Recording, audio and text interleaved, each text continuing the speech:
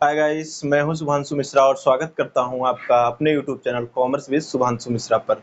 So guys, आज का जो हमारा टॉपिक है वो प्रिंसिपल ऑफ मैनेजमेंट का एक स्पेसिफिक टॉपिक है, साइंटिफिक प्रिंसिपल।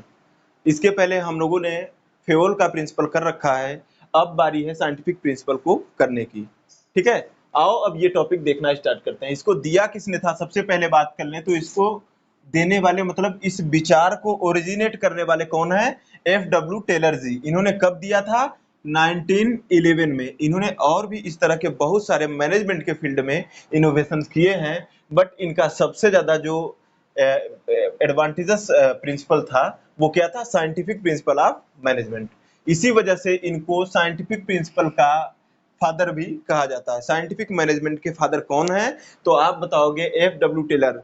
अच्छा, कई बार आपसे पूछ लेता है एमसीक्यू में कि किस साल में टेलर जी ने ये प्रिंसिपल ऑफ मैनेजमेंट दिया था, तो आप बताओगे 1911 में। ठीक है, अब चलो देख लेते हैं साइंटिफिक प्रिंसिपल किस पे बात करेगा, साइंस क्या होता है। तो आपको याद है क्या, मैं इसके पहले भी लेक्चर नंबर आई गेस 1 या 2 में बताया था, नेचर ऑफ मैनेजमेंट में science is the systematised body of knowledge which can be gained through the experience and observation. ठीक है, साइंस कोई ऐसी एक्सपर्टाइज नॉलेज है, कोई ऐसी स्पेसिफाइड नॉलेज है जिसमें क्या होता है, ऑब्जर्वेशन और एक्सपीरियंस के थ्रू कुछ भी चीज के बारे में नॉलेज गेन किया जाता है। अब देख लेते हैं कि कैसे साइंटिफिक प्रिंसिपल, वही वाला साइंस कैसे इस प्रिंसिपल में अप्लाई होगा। मीनिंग क्या है? Use of scientific systematic objectives and logical principle and techniques to various managerial function या मैनेजमेंट के फंक्शन। चलो एक एक करके देखते हैं ये क्या है, ये कैसा वाला प्रिंसिपल है। ऐसा प्रिंसिपल है जिसमें साइंटिफिक, सिस्टमैटिक या ऑब्जेक्टिव, लॉजिकल, इस तरह के चीजें, इस तरह के टेक्निक्स और टूल्स यूज होंगे मैनेजमेंट को इनहांस करने के लिए। समझ पा रहे हो क्या मैं जो कह रहा हूं? मैं कह रहा हूं systematic, scientific, objective oriented, logical principles और इनकी टेक्निक्स को यूज करके जब मैनेजरियल फंक्शन को किया जाए तो वो क्या कहलाता है? Scientific principle of management. ठीक है, और इन्होंने हमारे पास 4 प्रिंसिपल दिए हैं। ठीक है, इनको बारी बारी से देख लेते हैं। पहला क्या है? Science not the rule of thumb. Science क्या है?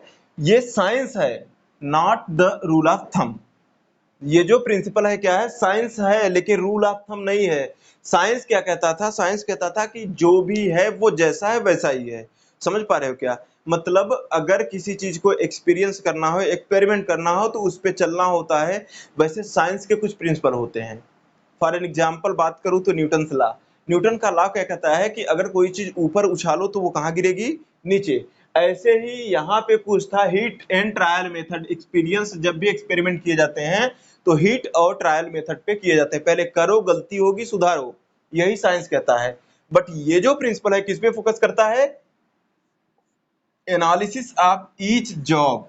हर जॉब के एनालिसिस पे फोकस करता है, न कि हीट और ट्रायल। सोचो, एक बारी हमारे पास कस्टमर आया, हमने कहा कि रुको देखते हैं कस्टमर का रिस्पांस कैसा है। ठीक है, कस्टमर जैसे हमारे शॉप पे आया, हमारा बिजनेस प्लेस पे आया, तो वो कस्टमर के आते ही हमने कहा कि आ गए, फिर से आ गए हमारी दुकान पे। सोचो क्या रिस्पांस होगा बेटा? कस्टमर का रिस्पांस बहुत गंदा जाने वाला है। हमने हिट किया, ट्रायल किया और हिट किया, देखा कि कस्टमर का रिस्पांस गंदा आता है। बोलो अब क्या हो सकता है? सुधर नहीं सकता। ठीक है, क्योंकि एक बार कस्टमर रूठा तो सब कुछ खराब हो गया। वैसे भी कहा जाता है कि अगर आपके पास से पैसे चले गए, कुछ नहीं गया, आपकी गुडविल चली गई तो समथिंग इज गॉन। अगर आपके कस्टमर चले गए तो एवरीथिंग इज गॉन। तो कस्टमर चले जाएंगे तो नुकसान हो जाएगा। इसके लिए क्या जरूरी है? पहले से ही एनालाइज कर लो हर उस जॉब को जो आप करने वाले हो, सो दैट कि कस्टमर रूठे इससे पहले आपने वो मेजर्स ले रखे हो। ठीक है, सेकंड प्रिंसिपल इन्होंने क्या दिया? Harmony not discard. हार्मोनी होना चाहिए ना कि डिस्कार्ड। हार्मोनी मतलब क्या होता है? एकजुटता। लोग आपस में इतने कनेक्टेड हो, इंटरकनेक्टेड और सपोर्टिव हो कि काम को अच्छे वे में कर पाए। ठीक है, इसको कहते हैं stressed on the mental revolution. मानसिक क्रांति को जन्म देता है और कुछ नहीं। ये आपके दिमाग को हमारे दिमाग से जोड़ने का काम करता है, ये वाला प्रिंसिपल। मतलब किसके किसके बीच में? मैनेजर्स और वर्कर के बीच में। इसका एक फेमस एग्जांपल है, वो क्या है कि अगर हमारे ऑर्गेनाइजेशन में लेट से 4 तरह के लोग काम करते हैं। एम्प्लॉयज हैं, top level, middle level and bottom level. अब इनके बीच में फाइट हो सकता है ना प्रॉफिट को लेके, कि प्रॉफिट हमको इतना परसेंट दो, इतना हमको, इतना परसेंट दो, इतना हमको दो, ठीक है। लेकिन अब प्रॉब्लम को दूर करना है ना, तो instead of fighting for profit क्या कर सकते हो, प्रॉफिट को ही बढ़ा लो। मैं कहता हूं अगर 100 रुपए का 10% मिल रहा हो, तो आप इस 100 पे फोकस, इस 10% पे ना फोकस करके आप फोकस कर लो, इस 100 को 1000 कर लो, तो आपको अपने आप इसका 10 टाइम्स मिल जाएगा।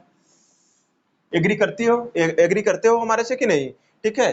तो यही चीज कि अगर हमारे पास हार्मोनी होगी डिस्कार्ड के प्लेस पे, तो पक्का है कि लोग प्रॉफिट को बढ़ा लेंगे instead of fighting for profit, ठीक है। तो ये स्ट्रेस कर देता है मेंटल रिवोल्यूशन पे। चलो थर्ड प्रिंसिपल क्या है, कोऑपरेशन नॉट इंडिविजुअलिज्म। कोऑपरेशन रखो। अब आपको लग रहा होगा कि सर इसमें क्या फर्क दिख रहा है, हार्मोनी का भी वही मतलब है, कोऑपरेशन का भी सेम मतलब है। हमने कहा that's why this is an extension of harmony not discard. ये किसका एक्सटेंशन है, पहले वाला प्रिंसिपल का। पहले वाले प्रिंसिपल में जो थोड़ी बहुत कमियां रह गई थी, जो थोड़ी बहुत चीजें सुधारनी थी, वो यहाँ पे सुधर के आ गई है, इसलिए ये क्या है, उसी का एक्सटेंशन है, ठीक है।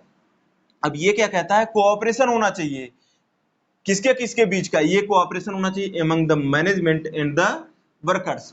सब मिलके काम करे, केवल मैनेजमेंट मिलके काम ना करे, बल्कि कौन करे, वर्कर भी करे, केवल वर्कर ना करे बल्कि कौन करे, मैनेजर्स भी करे, ठीक है। अब चलो 4 नंबर का प्रिंसिपल क्या कहता है, 4 नंबर का प्रिंसिपल कहता है कि development of workers to their their their उनकी ग्रेटेस्ट इफिशियंसी एंड प्रॉस्पेरिटी। अब देखो क्या है, कह रहे हैं ना कि इस प्रिंसिपल में इनका क्या ऑब्जेक्टिव है, ये कह रहे हैं कि बेटे ऐसा मत करना आपकी वर्कर का डेवलपमेंट ना करके ऑर्गेनाइजेशन का करो।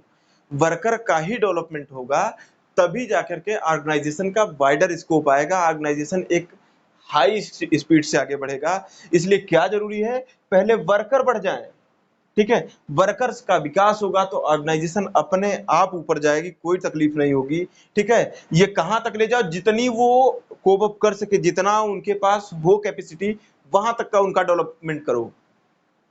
अगर ऐसा आप कर देते हो तो आपका इसके पीछे क्या ऑब्जेक्टिव रहता है, objective is to achieve maximum potential of workers. Workers के पास जितनी कैपेसिटी है सब कुछ सोचो आपके ऑर्गेनाइजेशन को मिलेगा, तो आपके लिए तो बेहतर ही होगा ना। तो इसलिए इस प्रिंसिपल, इन सारे प्रिंसिपल से एक क्रक्स तो निकल के आया कि यहाँ पे ऑर्गेनाइजेशन में एक चीज होना चाहिए कि हमेशा से एनालिटिकल अप्रोच लेकर के लोगों के बीच का एक एडजस्टमेंट, एक फ्रेंडशिप जैसा कुछ रिलेशन होना चाहिए, फ्रेंडली इन्वायरमेंट होना चाहिए। और इससे केवल और केवल ऑर्गेनाइजेशन का डेवलपमेंट नहीं होगा बल्कि वर्कर्स का भी होगा, और साथ ही साथ ऑर्गेनाइजेशन का भी हो ही जाएगा। तो आज के लेक्चर में इतना ही, आज के लिए इतना जितना पढ़ाया आपको, इसमें अगर आपको कोई भी डाउट, कोई भी प्रॉब्लम, कोई भी सजेशन या क्वेरी है, तो आप हमारे नीचे दिए गए व्हाट्सएप नंबर पे कॉल कर सकते हो, व्हाट्सएप कर सकते हो या मैसेज कर सकते हो, सब कुछ अवेलेबल है।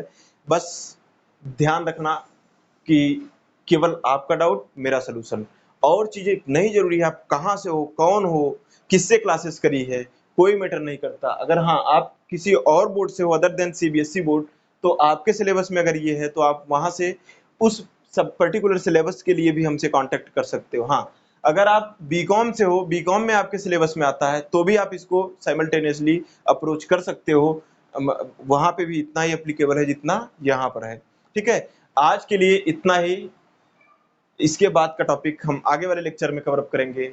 Tata, bye bye.